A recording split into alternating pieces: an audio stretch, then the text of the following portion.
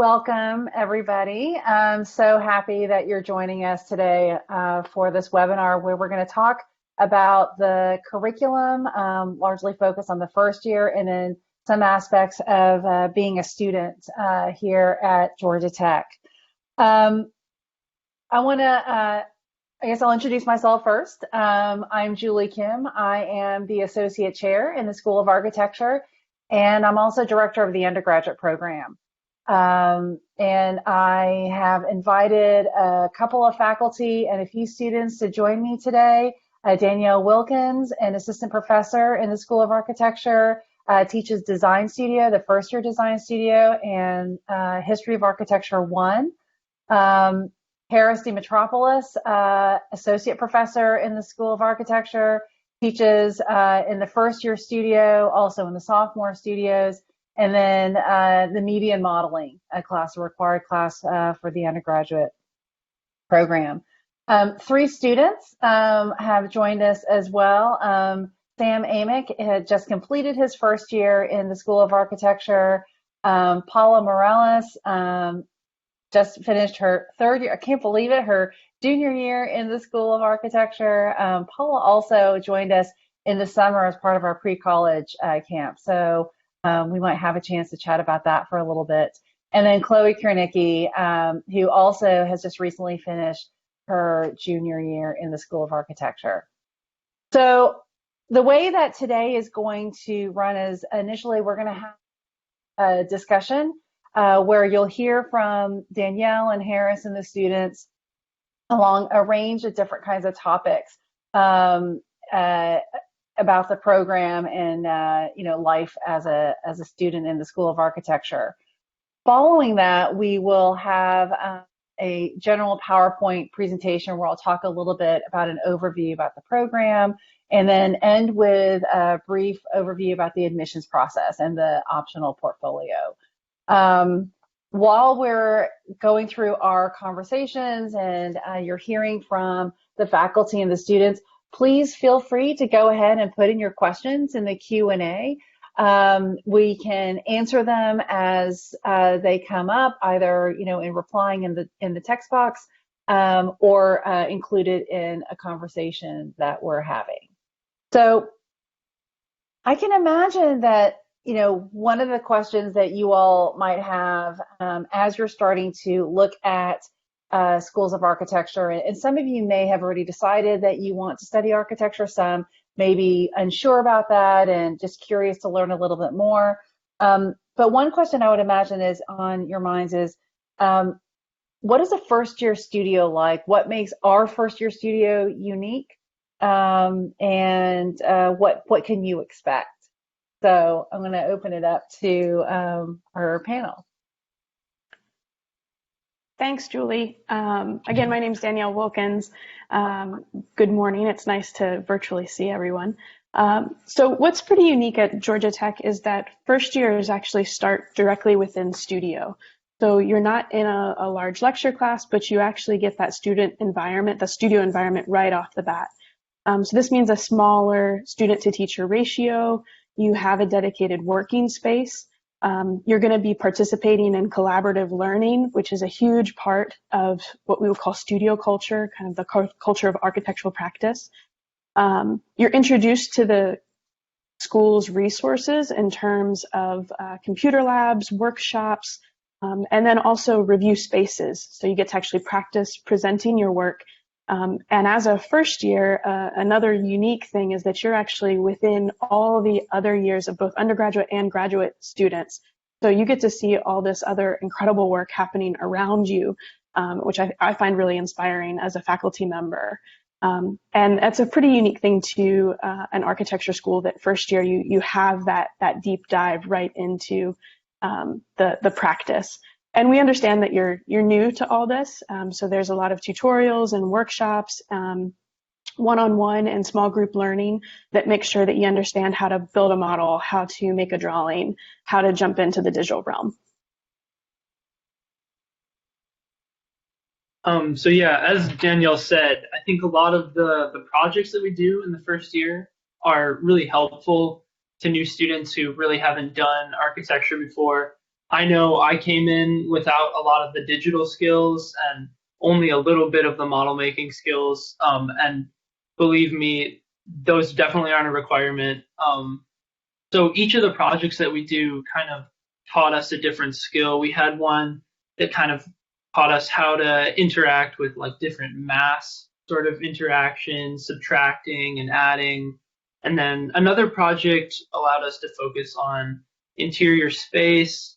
So each of the projects that we're doing are sort of building a key skill that the majority of us have never worked on before, and it sort of creates a structure where at the end of the semester we each of the semesters, both first and second, we did a project that kind of took all of the skills that we had learned during the semester and we combined them together. That's great. Thanks, Sam, and thanks, Danielle. I think that was a great segue, I think, to my second question that I have. Sam, you talked about, coming in and not having a lot of the kind of digital skills or model making skills. So that could be another thing that I can imagine as you're starting to think about going to School of Architecture. You wonder, well, first of all, it's like, what if I don't know how to use a software like Rhino? Or I don't really know how to build models, or I just don't feel really confident in my skills in drawing and in sketching. And so I can imagine that those might be some questions. I'd like to hear maybe some conversation from our panel about that. Well, I'll jump in. You don't have to know anything in advance. So the whole idea is we're not relying on innate ability or talent. And so, I would underscore this notion that we talk about skill. The skill is something that we can learn. And so we have a methodical way of approaching skill building. And eventually you discover, because you start out with manual media and then you transition into digital media, that there's a huge common area between the two. And it has to do with, how you represent space, how do you show structure. And in addition to that, there's a code. There's a set of symbolic representations that we use. So a door, if I want to draw a door, it doesn't rely on my innate ability to draw. It relies on a way of symbolizing a door in a drawing. So I don't think that's something that you should worry about. We're aware of it, and we're supportive, and we help you along the way. I agree with Harris. I don't think it's an issue. You will be taking 2 media modeling classes, and they really explain to you, like, I know a little bit of Illustrator, Photoshop, and all that. I would say be patient with yourself because it is a big learning curve. So it's definitely easy to become frustrated when you have a deadline and you cannot get your Rhino model to work. But I think everyone goes through that, and it's part of the experience. I know Rhino has a free trial for I think 3 months or 30 days, I don't remember. But if you want to go ahead and download it and just play around with it before going to school, I don't think that will hurt. And same with the other ones. If you want to play around and get familiar with the software, there's a bunch of YouTube tutorials and things you can Google to learn the basics. So, but don't stress. Like I said, Georgia Tech does a great job with media modeling and walking you through the process of learning how to use them.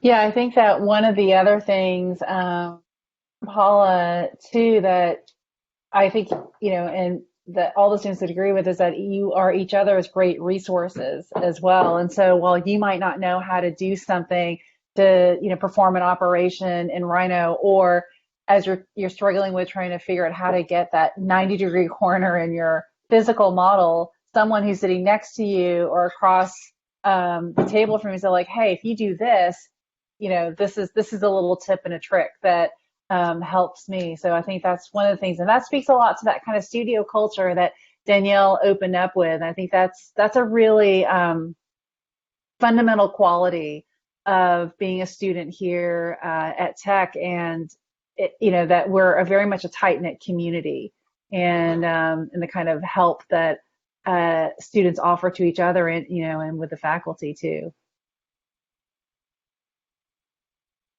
So I'm going to talk a little bit later about the overall curriculum, and and obviously design studios are the backbone of the curriculum, and then we have a series of required courses that are aligned with those studios across the 4 years of the undergraduate program.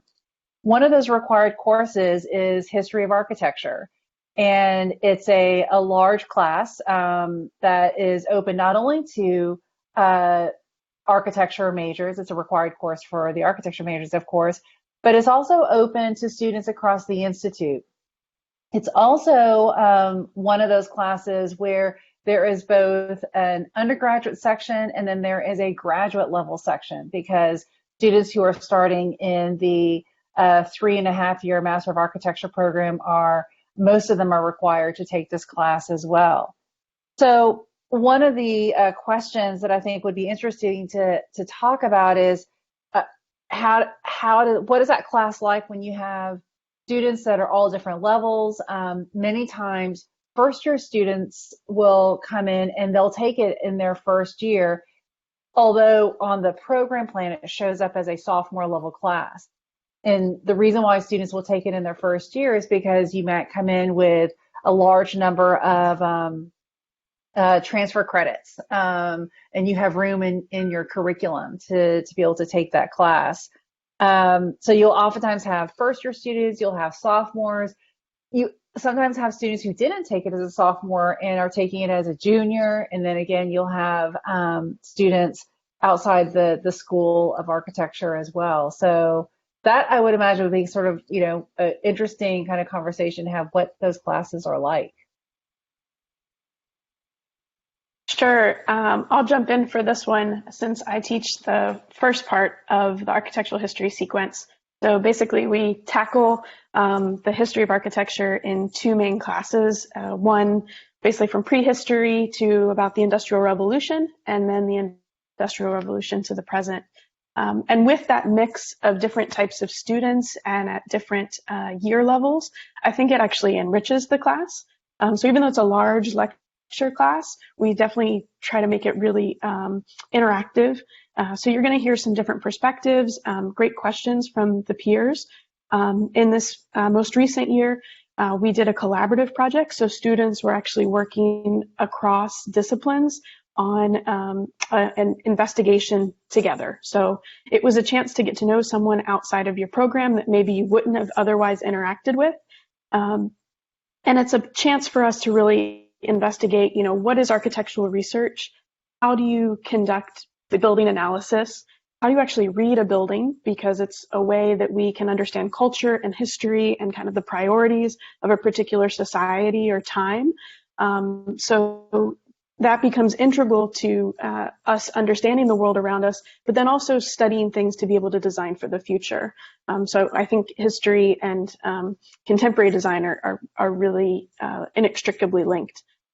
As I said, it's a global study, so we take kind of this virtual tour around the world, which is pretty fun. If only we could, teleport and randomly go see these places in person. I'm hoping Georgia Tech will come up with that technology at some point, because that would make the class pretty interesting.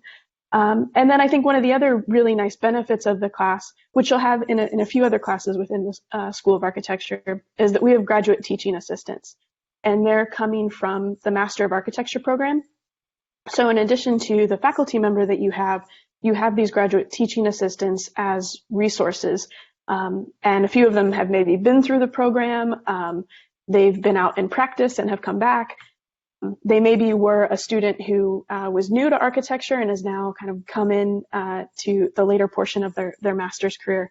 And so it's a really nice way for you to interact with students at a different level and get discussion breakout sessions, have the chance to review your papers, and I think really just open up your eyes to all the different facets that are involved within architectural studies. So my experience with the History of Architecture class was a little bit different from that, because I took it as a sort of condensed summer class. But I will say, just sort of the subject matter of the course, it was one of the most interesting courses I've taken in architecture, and I really appreciate the way that it allows you to look at buildings that you see around you and sort of notice all of these different time periods having their influence on the buildings. And the other aspect, as Danielle mentioned, the ability to look at a building and sort of read it and understand the different things that it does, not just visually, but the way that people interact with it. Learning how like different time periods of architecture sort of approached these same challenges that architects face every time they make a building was really fascinating and really helped me to sort of broaden my understanding of architecture. I just wanted to say, to make a connection between media and modeling and history of architecture. So in the new version of the media and modeling course, I have embedded 3 assignments that make a connection with the geometries that people are of the past were using. Another one is I assign students when they're a little advanced in Rhino, a building by a known architect, and then I say, what Rhino functions would you use to come to that volumetric composition? And in the end, they study a precedent in pairs of 2. So they have to reconstruct, to a certain extent, a historical building. So the courses are connected. A lot of the courses have connections between them. Yes, I would have to agree with Danielle. I think the class is very enriching by having students from different backgrounds.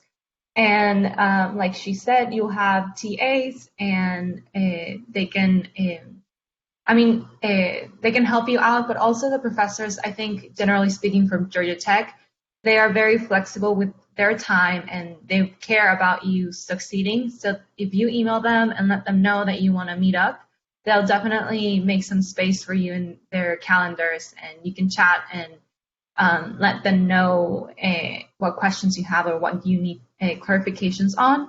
And I think for me, History of Architecture was, like Sam was saying, a very special class because you get to learn about architecture from different countries that, truly broadens your understanding of architecture and even like inspires you in your studio projects and think about how they dealt with some design issues back then and how has that changed today. Yes. I'm really glad, Harris, that you pointed out the connections between the media and modeling class and history of architecture. And just to reiterate and reinforce some of the things that both Paula and Sam said, the importance of understanding where we are today within a larger context and at the multiple scales, whether we're talking about a local context, local being in the city of Atlanta, a national context, and then a global context.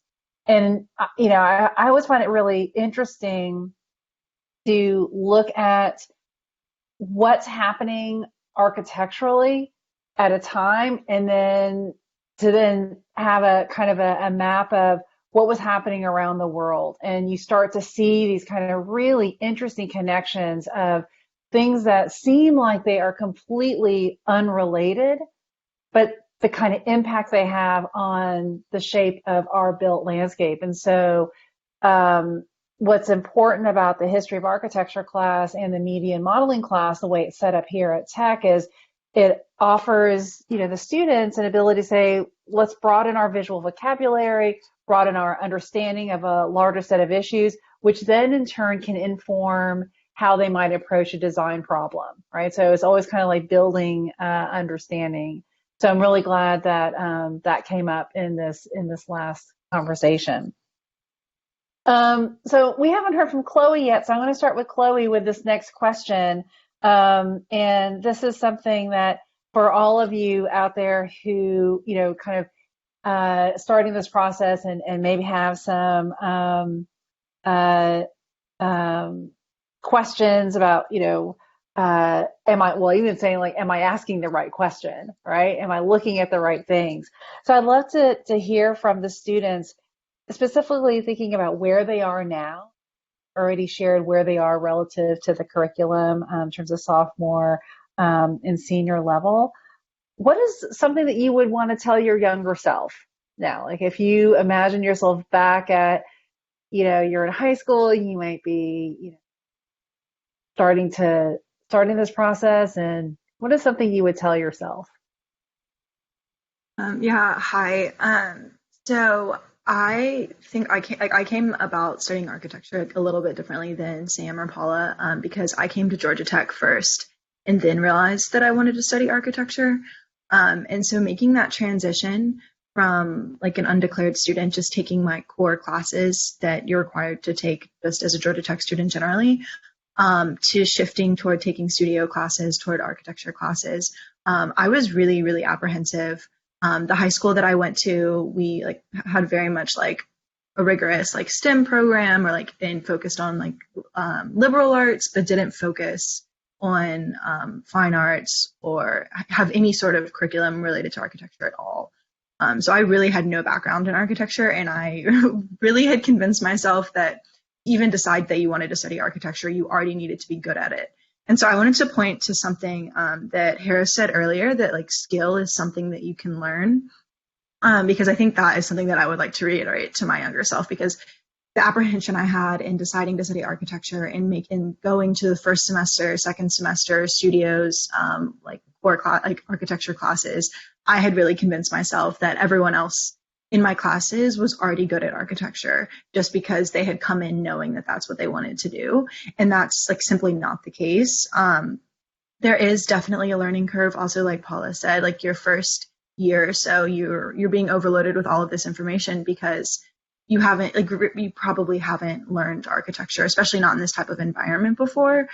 So there is like a lot to learn, a lot to pick up. But it's like anyone can do it, if that makes sense. If it's something that you care about, if this is a path that you think is worth it for you, and that as you go through these courses, like continue to be something that you're interested in, that you care about, like you can do it. It'll take work, but I guess to my younger self specifically, like it's not like everyone else is better just because they knew what they wanted to do. Like everyone is struggling, but everyone is also learning a lot, and it's definitely worth it.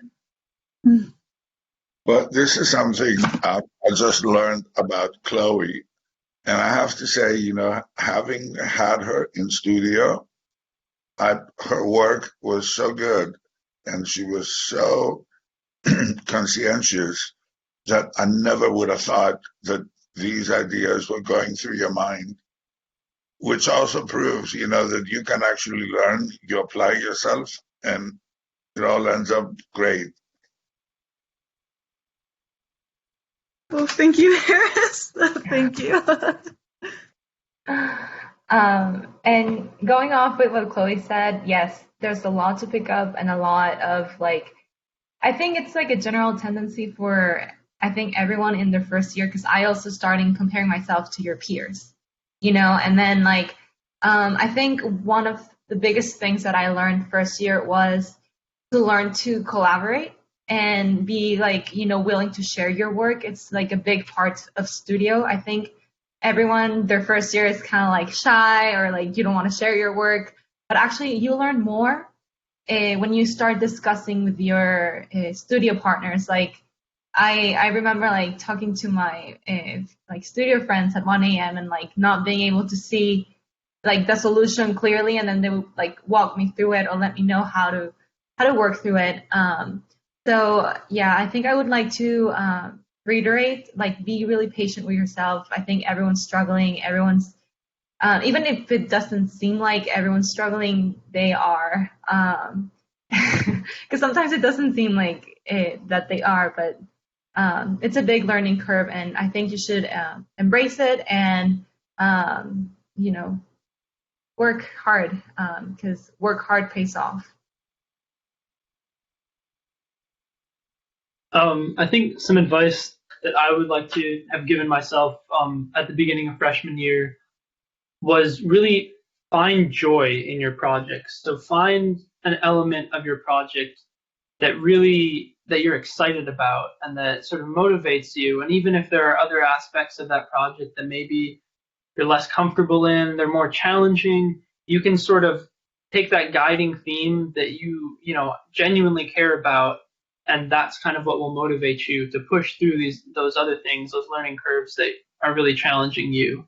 I think, definitely students coming in the first year really have a tendency to want to kind of find the right answer, or to do kind of what their studio critic wants them to do, or to sort of like have the best project. And a little bit of competition is definitely healthy.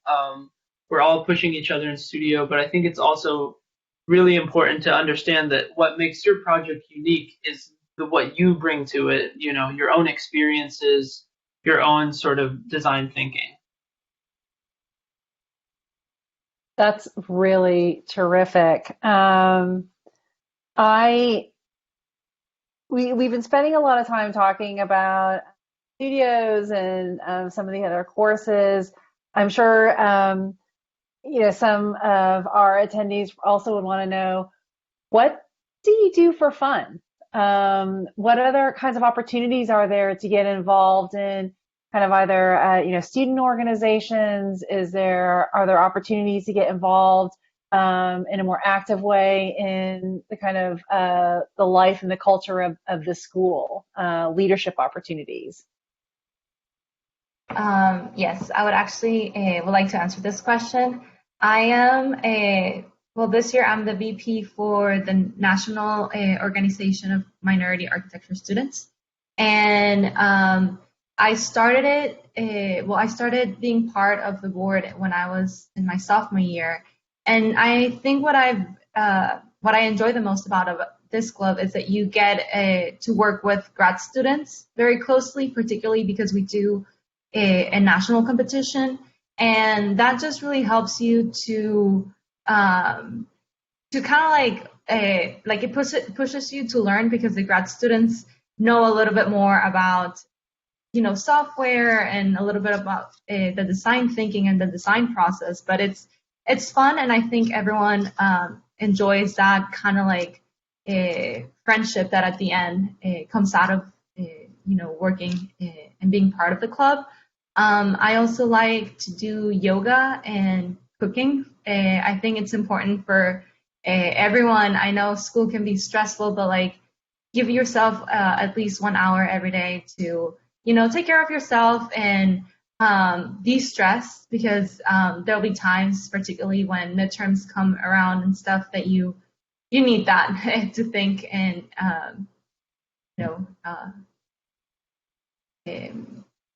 like it gives you like a fresh mind and fresh start. So yeah. So the student organization that I'm involved with, I'm a undergraduate ambassador. So if you go on the Georgia Tech School of Architecture website, you can find me and a bunch of other, mostly freshmen, that you can email us or contact us, and you can talk to us and sort of find out more about the school. And we're totally here to help you guys. We know that it's really overwhelming, the amount of different, things that you need to figure out, but we're here to help. And then in addition to being an ambassador, something that I'm involved in, I'm a member of the Georgia Tech Musicians Network. So I've done some like chorus in high school and various other things, but something that I was always really interested in was learning drums. And so like having that sort of new thing that I'm working on is really nice to sort of like have a break. And I know I have friends who also do pottery. There's a space at Georgia Tech called Paper and Clay where you can do pottery.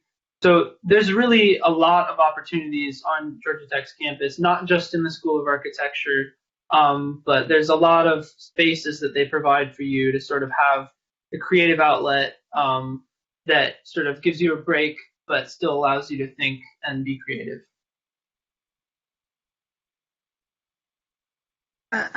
So I guess some of the organizations that I'm a part of, so this semester I joined ECO, which is the new initiative within the School of Architecture that focuses on like sustainable initiatives within the school. It just started this spring, and we're working over the summer as well, and we'll come back for the fall and have like a full academic year to start working on more longer term initiatives.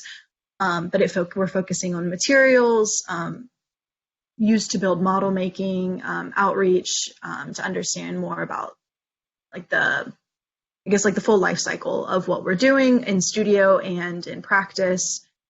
But I actually heard about this organization from Julie because this last year I served as one of the junior representatives on the undergraduate advisory council, which meant that me and one other peer from our year represented the junior studio. There were two students from senior, two from freshman, two from sophomore, and we met with Julie and the other chair of the school, Scott, once a month, I believe, just to give a student perspective on what was going on in the school, to hear from them, and just kind of talk amongst studio levels, but also serve as kind of like the voice, or a voice that connects the students to the administration of the school. And so that was really, I think, a really good opportunity, obviously, but also like a very influential opportunity on how I think about the way that the School of Architecture works, and like how I view, like how it's also like it's increased like how much I value the school. And that was a really good opportunity, and has like obviously led me to ECO, which has been really interesting so far. This upcoming year, I'll be the vice president of undergraduates for the organization. Right now, it's largely a graduate student organization.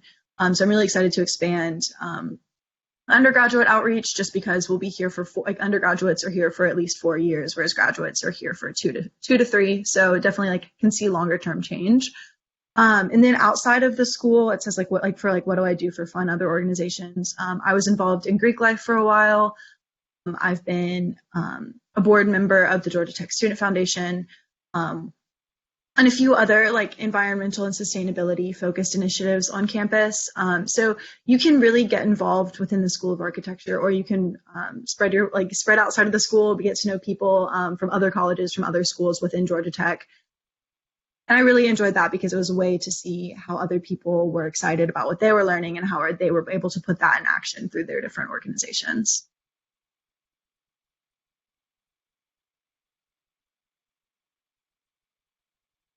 Expand upon a little bit what Chloe was just talking about with ECO. One of the things about, and its relationship to the Student Advisory Council. So as Chloe mentioned, we have student advisory councils. There's one that's with undergraduate students, and then another council that is with graduate students. And those councils meet with the school leadership once a month. And we talk about, it's an opportunity for the students to share information and thoughts about curriculum, things that are coming up. They really are the kind of ambassadors for their studio cohort. So as Chloe mentioned, in the undergraduate program, we have 2 representatives per year. The representatives are elected by their classmates to serve on this council, and it's an important role. ECO, actually, as a new organization, it came out of one of the advisory council meetings, and it was a meeting where we were talking about the use of a particular modeling material, foam core, and and questioning its use as a kind of sustainable product, and really saying like, look, as a school of architecture, we need to be really conscious about the materials that we choose for models. And one thing led to another. ECO was started, and as Chloe mentioned, it started with the graduate students. And then when we talked about it, when I mentioned it to Chloe, I was super excited that Chloe, was really enthusiastic. And just when she was sharing some of her other activities that she does, you can see there's a kind of a thread there. And so there definitely are lots of different kinds of opportunities for students to get involved in these kinds of roles and to have impact on real, change, whether it's program change, kind of organizational change, curricular change. There are classes too that are being offered now that weren't offered when even like 3 years ago, that came out of from the voices from the students in the advisory council. So it's an important role, and one that I think helps with building those connections between students and the school. So, and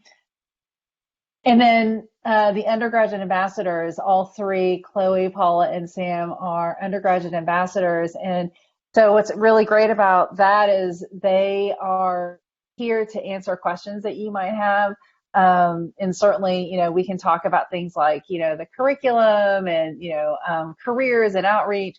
But, sometimes you just want to know, what is it like really to be a student there? So I encourage you to reach out to any of the ambassadors. They definitely want to hear from you with questions that you might have.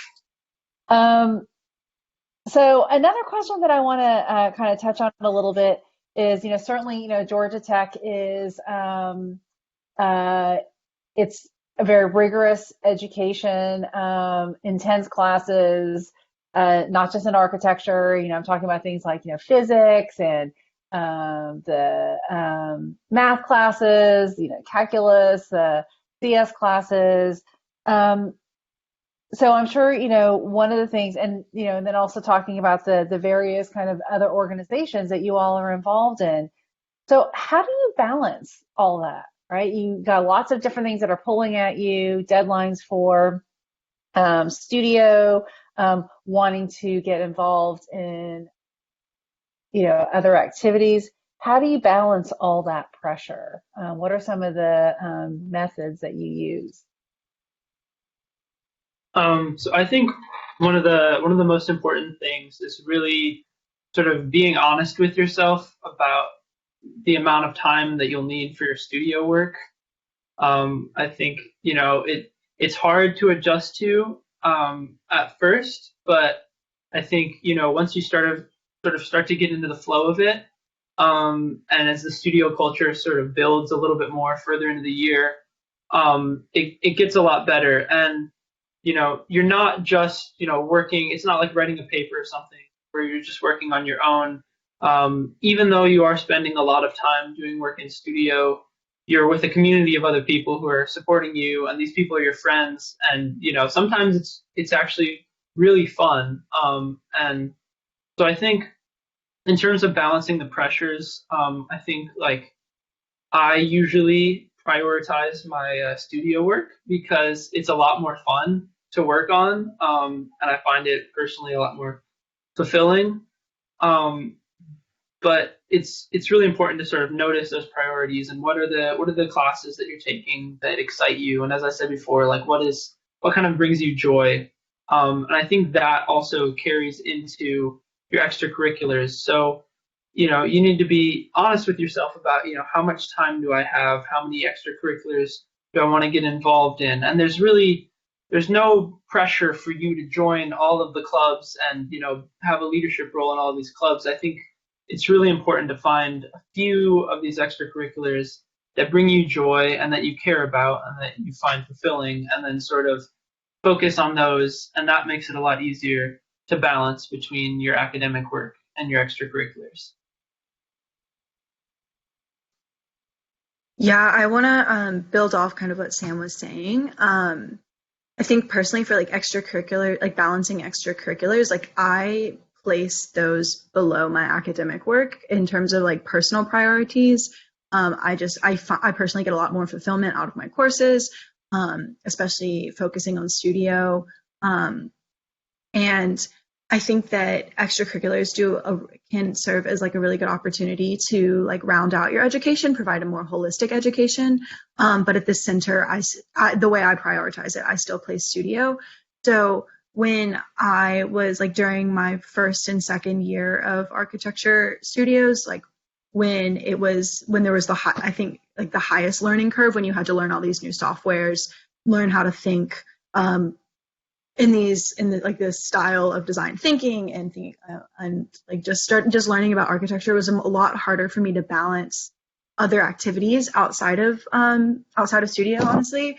So I kind of took like more of a back seat in the organizations I was part of, or I cut down what I was engaged with. And so then this past year, like now that I've like gotten my footing more, I was able to like increase my involvement more. So I think it really depends on what you prioritize. Like I personally prioritize studio.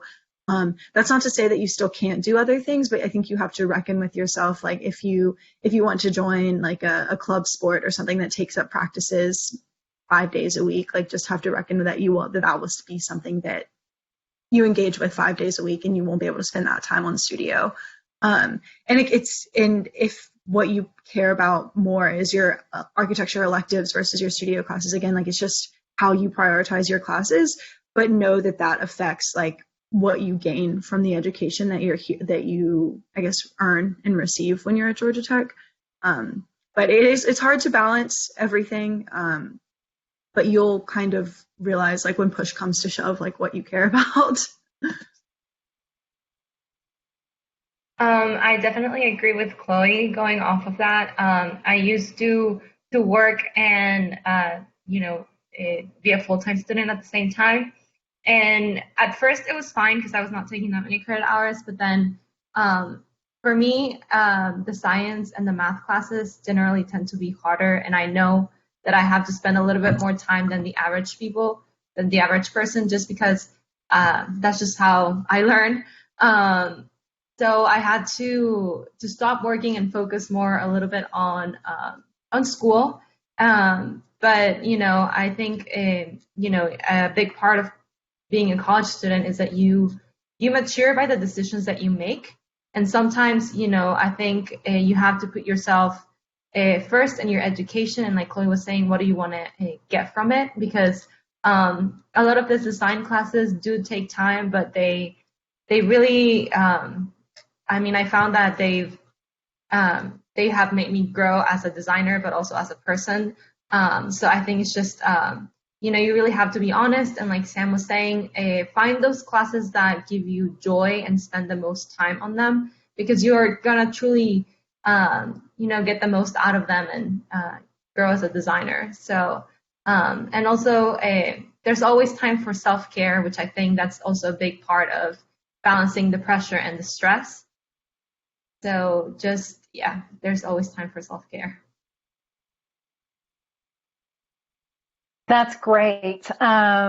It's and I think I totally agree with everything that you all said. It's especially that last point that you mentioned, Paula, about self-care, and you mentioned also earlier about taking time for yourself, whether it's yoga, taking a walk, going for a run, whatever it might be. I think it's very important to have that kind of balance. So keeping track of the time here, I do want to quickly go through a PowerPoint presentation that will reinforce and highlight some of the things that we just talked about. And then if we have time at the end, we'll return back, because I do have one last question for the students. So let me share my screen and get this going. Okay. So I want to talk just a little bit about the program as a whole, and this is a kind of an abbreviated presentation. There's a longer presentation that will be linked on the Georgia Tech admissions website, so you'll be able to find out more information there. As I mentioned at the beginning, we have a series of these webinars that we're hosting over the summer. Please join us please plan to join us on Thursday, June the 25th for a session where we'll talk specifically about international education and those opportunities and how they work and fit within our curriculum. And then we'll round out at the end with an alumni panel where 4 graduates from our program here will come back and talk a little bit about the various directions that they've gone in using their undergraduate degree. So you've heard us talk a lot about the kind of studios and the media modeling class and the history class, but there are a whole bunch of other classes too that come together and form the undergraduate program. This diagram that I have here, it shows the sequence of the design studios, and you can see that, as Danielle mentioned at the very beginning, that we do start with studios right in the fall semester of the first year, and each one of the studios has a kind of a theme that helps frame the kind of focus of the design studio. And the idea is that each studio builds a platform or foundation for the next one that follows. And then as you move through the curriculum, you continue to reinforce issues and skills and capacities that you learn along the way in your previous studios. You can see along here in blue, I have listed all of the core architecture requirements for the major. And there are classes that are aligned specifically with studios. So in the fall of the first year, in addition to taking a design studio, you're taking a course on Introduction to Design in the Built Environment. And there's some nice overlaps that begin to happen between those 2 classes in terms of shared readings, common conversations, things that you talk about in one class get brought into the other. Harris talked about the media and modeling sequence. You can see how that then starts to come into the program in the spring of the first year and then continues on into the fall of the sophomore year. The other classes we have, of course, are the building technology classes. And so you see construction technology 1, structures 1, and environmental systems 1, and then the history of architecture sequence. The classes that I did not list here are all the other core classes that are part of the Georgia Tech core.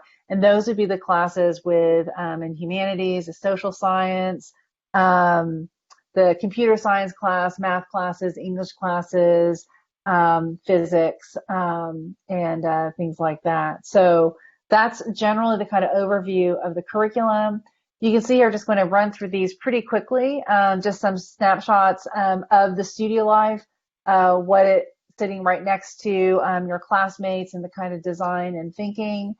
Examples of work from the media modeling class that Harris mentioned. And so students here are learning, they're reconstructing drawings based on historical references, learning about proportion, ordering systems, and then taking that into the studio itself. We're very much about a culture of design and making. You learn by doing. So while some of these things you might look at on the screen and say, well, but there is no way that I can do that. What I have here on the slide right now is actually the work from a first-year student at the end of their first year. And this is a student who didn't know how to do any of this when they started. And so there is, you learn as you go along, and you learn from each other. Incorporating the technologies that you're being exposed to in other courses and bringing it into your studios, using kind of the digital skills, 3D printing, all of that then gets woven into the curriculum as you move through. And so some of the work I'm showing here is from sophomore studios. And so you can see that the learning curve accelerates quite rapidly. The end of the program in the undergraduate studios ends with the capstone studio for the seniors. And this is an interdisciplinary studio where our students work alongside students in other disciplines. And I can just have an example of some of the partnerships that we've had over the last 4 years, including the School of Industrial Design, which is one of the programs in the College of Design. We've had partnerships with the School of Mechanical Engineering, and this is the students work together and tackle problems from what's the future of retail to how do we leverage augmented reality in kind of historical sites, or how do we think about the interface between mechanical systems and an architectural design proposal for a childcare center. We also make things with our hands, and so some of these images here are examples from the construction technology class, where students are given a certain kind of set of parameters and then are asked to build a formwork and then produce an object. The Digital Fabrication Lab, this is one of our assets that we have here on campus as well. These are actually images of a research project where a faculty member was looking at precast concrete. Students worked alongside with this faculty member and then ended up traveling to Paris for where this was exhibited. And then other courses that have run through the Digital Fabrication Lab. This is actually a design build project, one of our courtyards adjacent to the Hinman Research Building, which is where some of our studios are located. And this was something where this was spanned over 3 semesters. Students, faculty, fabricators worked together, got to the point of building mock-ups like you can see here on the screen right now, and then the installation in the courtyard. We have a lot of fun too. Every fall semester we end with an all-school event where all students, from first-year students up to the most advanced graduate students, prepare a design portfolio, and there is a competition where each of the studio sections has their portfolios laid out on the table. Faculty and students have an opportunity to see each other, and so some of the learning actually happens here. I love this event because I get to hear such conversations like, wow, how did that student do that? I want to go find them and find out how they did that. And sometimes that's a senior student or a graduate student that's looking at a student who's at a lower level in the curriculum. So a senior might be looking at a sophomore level portfolio, or a graduate student's looking at one of the undergrad portfolios. And so it really is a great event that brings the whole school together in December. And then in the spring, we have another all-school event, which brings together an exhibition of all the student work from the spring. I encourage you to go to our website and check out our work from this past spring's end of year show. It's all digital, and in there you can see the work that our students did in the across all the studio years. But specifically, you might be interested in seeing what do students do at the end of their first year, and there were 6 studio sections who engaged in a design problem, and Danielle Wilkins was one of the coordinators for that studio, and looking at what the students were able to accomplish is pretty incredible. What would the School of Architecture be without our people? You've heard from faculty and from 3 terrific students. We talked about the student ambassadors as representative of kind of faces and outreach from our school. The Student Advisory Council. Students are very active. We encourage that kind of engagement from the students, and it's a pretty wonderful thing. We have robust student organizations, and I'm realizing now that this slide is old because I'm missing ECO, so I have to update the slide to include ECO on it. But so there's ECO, and then we have the American Institute of Architecture Students, Equity in Architecture, and the National Organization of Minority Architecture Students. The student organizations will host their own events. They have an agenda that gets set up by the executive board for each of the organizations. And they also collaborate on events too. And so they'll collaborate on things like a resume workshop, a portfolio workshop that's designed for students who are getting ready for the career fair. And other kinds of events like that. And then all the faculty. Our faculty represent a diverse range of expertise and research interests, crossing the curriculum from required coursework, elective coursework, and so our faculty are an engaged group of people as well. Quickly, just running through the kind of facilities and resources. Georgia Tech is a campus that sits right in Midtown. Many things that are within walking distance. The High Museum, the MARTA stop is very close, and Tech Trolley will take you there. And then you can get to many of the kind of cultural institutions in Atlanta. But when you're on campus, you see that it's kind of really incredible mix of both historic buildings, there are modern buildings. You can see here the Candida building, which just opened last year. It's the first Living Building Challenge facility in the Southeast. It houses classroom, seminar space, auditorium, maker space, and it's a great place for students to go and kind of just hang out. Here are some images that show what our review spaces are like. This is a space in Architecture West, which is called the Crow's Nest. And it's on the 3rd floor, which is where the majority of the architecture offices and studios are found in this building. And this place here on the Crow's Nest is a place for both informal and formal critique space. Here's a view that looks at the other building, the Hinman Research Building. This is not an uncommon view where students are collaborating. You see multiple conversations that are happening simultaneously, work that's happening on the laptop, physical models, and a lot of discussion. And then just another view looking at at Architecture West. And again, the architecture program is primarily located on the 3rd floor. The lab space, testing happens there. This is in the digital fabrication lab. You can see the students there are testing their trusses, wanting them to fail.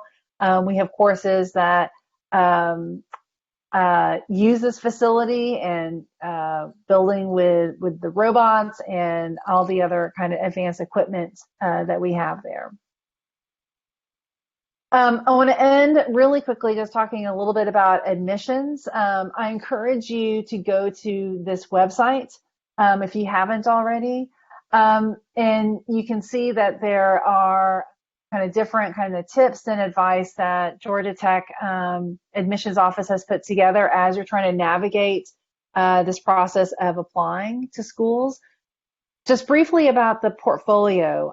For architecture, there is an optional portfolio, and I want to reinforce to all of you that what we're looking for in this portfolio is not a robust collection of architectural work. This is why you're applying to go to the School of Architecture as an undergrad.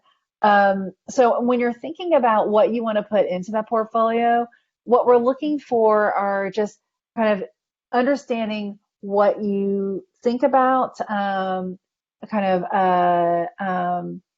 different kinds of skills and media. You might have a collection of photographs. There might be some drawings in there.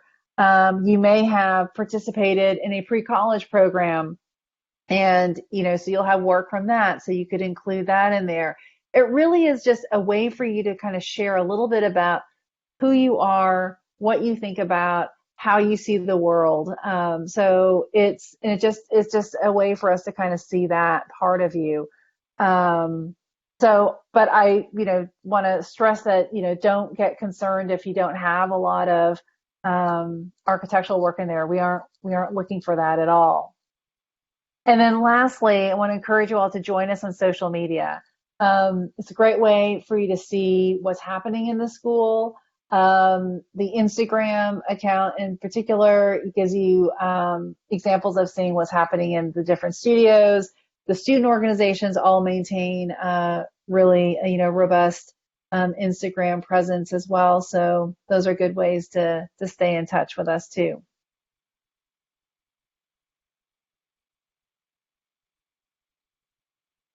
So that was a lot. I see that we're right here, right at 12 o'clock. I was trying to go through it as quickly as possible. And again, if you have any questions, or if and we didn't get to talk about something, and we didn't talk about something you were interested in hearing, please feel free to reach out to me. I'm going to end, and I'm actually going to just put one student on the spot. Because I want to keep track of the time. So Chloe, I'm going to put you on the spot with this one. What surprised you the most about Georgia Tech once you got here? Okay. I guess so. My biggest, so like I said, like I was at Georgia Tech for like before I switched to architecture, and I think the biggest surprise was in the switch, going from like a large institution to like a small school within the institution. So one of the things that I value the most about the School of Architecture is that our program is so small and so close-knit. So you know everyone in your studio year, you know people in the years above you and below you. You probably know people in like the master's program or in other programs within this within the College of Design at least. So I think I was really surprised by like how close everyone is and how much that has like impacted like my desire to learn, and also like my engagement with my courses and just life within the school. I would never have expected at such a large institution to like feel such a community in a small space, or like in a small school, I guess. Yeah. That's a great way to end. Thank you. I want to thank everyone who joined us from the School of Architecture: Paris, Danielle, Paula, Sam, and Chloe. I want to thank all the attendees who joined us as well, and hope that we were able to offer you a kind of a picture of what it's like to be at the School of Architecture. And yeah, so if you have any other questions, please feel free to reach out to me. And I hope I'll see you at our next webinar on international education. Thanks a lot.